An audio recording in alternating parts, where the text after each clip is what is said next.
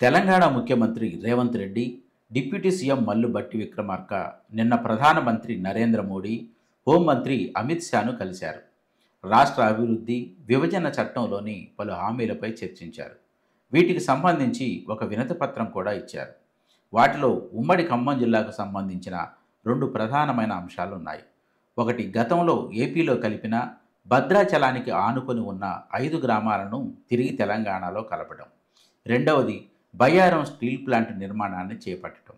వెంటనే వీటిపై సానుకూల నిర్ణయం తీసుకోవాలని ఇద్దరూ కేంద్రాన్ని కోరారు. మరి తెలంగాణ ప్రభుత్వం కోరినట్లు ఈ రెండు సాధ్యమవుతాయా? ఆ 5 గ్రామాలను తిరిగి ఎందుకు తెలంగాణలో కలపమంటున్నారు? విభజన హామీలోని బయ్యారం స్టీల్ ప్లాంట్ను ఎందుకు నిర్మించలేదు? తెలంగాణ ఏర్పడిన తర్వాత 2014 జూన్ 2న ఉమ్మడి ఖమ్మం జిల్లాలోని 7 మండలాలను ఒక ఆర్డినెన్స్ ద్వారా ఏపీలో కలిపారు. ఈ బిల్లును అదే సంవత్సరం జూలై 11న లోక్సభ ఆమోదించింది. ఫలితంగా కుక్కునూరు, వేలేరుపాడు, బూర్గంపాడు, చింతూరు, కూనవరం, విఆర్పురం మండలాలతో పాటు భద్రాచలం మండలంలోని 5 గ్రామాలు గుండాల, పిచ్చుకలపాడు, కన్నాయగూడెం, ఎటపాక, పురుషోత్తంపట్నం ఆంధ్రలో కలిశాయి. పోలవరం ప్రాజెక్టు నిర్మాణం వల్ల తెలంగాణలోని ఈ మండలాలు ముంపుకు గురవుతాయి. వీటిని ఏపీలో కలిపితే ప్రాజెక్టు నిర్మాణానికి తెలంగాణ అనుమతి అవసరం ఉండదు. ముంపు ప్రాంతంలో పునరావాస చర్యలు వేగంగా చేపట్టవచ్చు. అందువల్ల అప్పటి ఏపీ ముఖ్యమంత్రి చంద్రబాబు నాయుడు కేంద్రంపై ఒత్తిడి తెచ్చి ఈ 7 మండలాలను ఏపీలో కలిపేలా చేశారు. అప్పుడు తెలంగాణ కూడా వీటిని వదిలేసింది. కానీ గత ఏడాది గోదావరి వరద భద్రాచలాన్ని చుట్టుముట్టినప్పుడు తిరిగి ఈ విలీన మండలాలు తెరపైకి వచ్చాయి.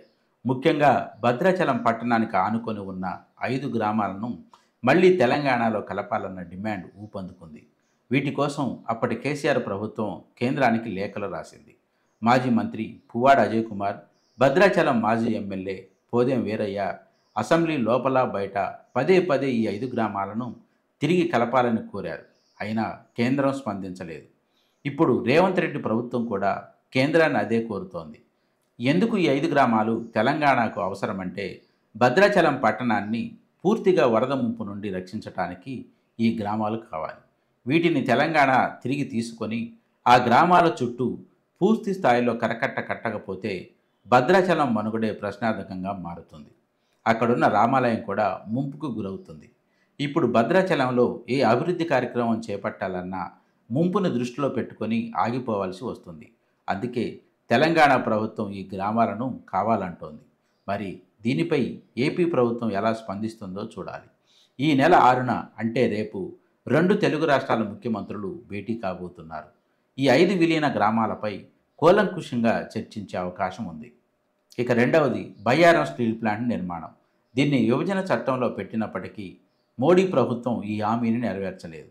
నాణ్యమైన ఇనుప ఖనిజం అక్కడ లేదన్న సాకుతో దీన్ని పెద్దగా పట్టించుకోలేదు. కేసీఆర్ ప్రభుత్వం అడపాదడపా స్టీల్ ప్లాంట్ ఏర్పాటు చేయాలని కేంద్రాన్ని డిమాండ్ చేస్తూ వచ్చింది. కానీ ప్లాంట్ రాలేదు. ఇప్పుడు రేవంత్ రెడ్డి ప్రభుత్వం కూడా అదే డిమాండ్ చేస్తోంది.